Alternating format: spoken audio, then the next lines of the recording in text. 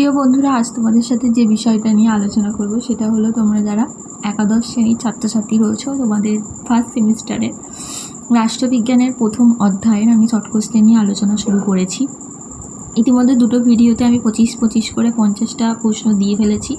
সেগুলো যারা দেখোনি, আমি এই ভিডিওর ডেসক্রিপশানে লিঙ্ক দিয়ে দেবো, তোমরা একটু দেখে নিও। আর আজকের প্রশ্নগুলো চলো বাদবাকি যেগুলো বাকি আছে ফার্স্ট চ্যাপ্টারে সেগুলো আলোচনা করি।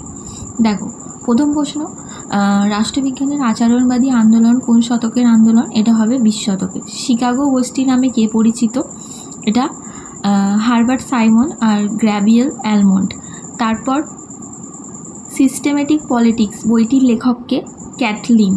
নতুন রাজনৈতিক অর্থতত্ত্বের প্রবক্তাকে? J M Buchanan. আর রাজনীতি হলো সমাজের প্রতিরূপ, কে মনে করেন? ইস্টন। কাকে আচরণবাদের বৌদ্ধিক ধর্মপিতা বলে অভিহিত করা হয়? চার্লস মেরিয়ামকে।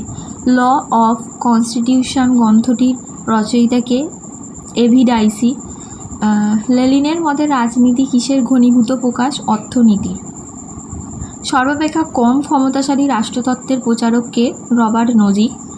তিনি ন্যূনতম রাষ্ট্রের কথা বলেছে। এটা তোমাদের দেখো প্রশ্নটা যে সর্বাপেক্ষা কম শক্তিশালী, এটা ন্যূনতম রাষ্ট্রের তত্ত্বের প্রবক্তক বা প্রচারক এইভাবেও আসতে পারে। অ্যান্সারটি কিন্তু রবার্ট নোজিকই হবে।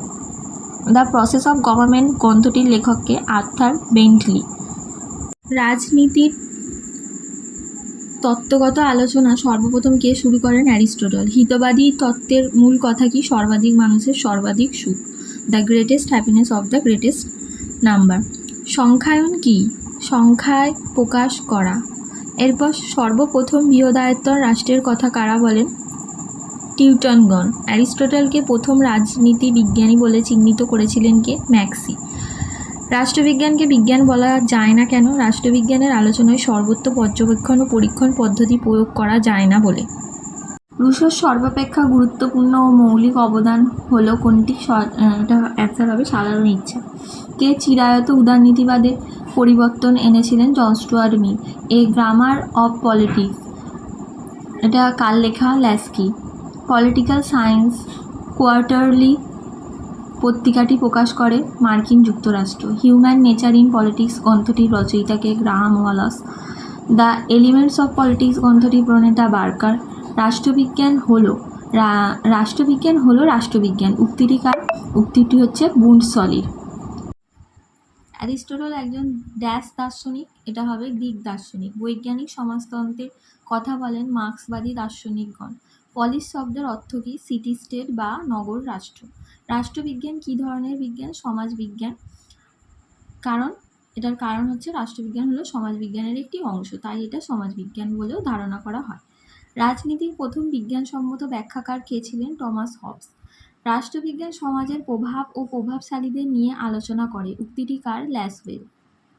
রাষ্ট্রবিজ্ঞান হলো মূল্যের কর্তৃত্ব সম্পূর্ণ বন্টনের অনুশীলন। উক্তিটি কার? David Easton. যৌনতা প্রাকৃতিক কিন্তু লিঙ্গ নির্মাণ সামাজিক। বক্তব্যটি কাদের? নারীবাদীদের। সোশ্যাল কন্ট্যাক্ট গ্রন্থের রচয়িতাকে? সোশ্যাল কন্ট্যাক্ট গ্রন্থের রচয়িতা হচ্ছে জ্যাক রুসো। এরপর ড্যাশ মনে করেন যে রাষ্ট্র হলো শ্রেণী শোষণের যন্ত্র, এটা হবে মার্ক্সবাদীরা। আচরণবাদের বৌদ্ধিক ধর্মপিতা হলেন Charles Merriam. The second sex গ্রন্থের রচয়িতাকে? সিমন দা বোভয়ার। রাষ্ট্রবিজ্ঞান একটি গতিশীল শাস্ত্র। এবার দেখো স্তম্ভ মেলন। প্রাসঙ্গিকতার বিশ্বাস, সর্বহারার বিপ্লব, সামাজিক যুক্তিতত্ত্ব, মণ্ডলতত্ত্ব। তো এদিকে অপশানগুলো দেওয়া রয়েছে এদিকে, আর আমি এদিকে দাগ অনুযায়ী বাম দিকে দাগ অনুযায়ী ডান দিকে তোমাদের নাম্বারিংগুলো করে দিয়েছি। দেখো, প্রাসঙ্গিকতার বিশ্বাস, এটার উত্তর হবে ডেভিড ইস্টন। সর্বহারার বিপ্লব, এটা হবে কার্ল মার্কস। সামাজিক যুক্তিতত্ত্ব, এটা হচ্ছে টমাস হবস। মণ্ডল তত্ত্ব হবে কৌটিল্য। এরপর দেখো public opinion, human nature in politics, the city of God, the political system. তো পাবলিক ওপিনিয়ন এই গ্রন্থটি কার? এটা হচ্ছে ওয়াল্টার লিপম্যান।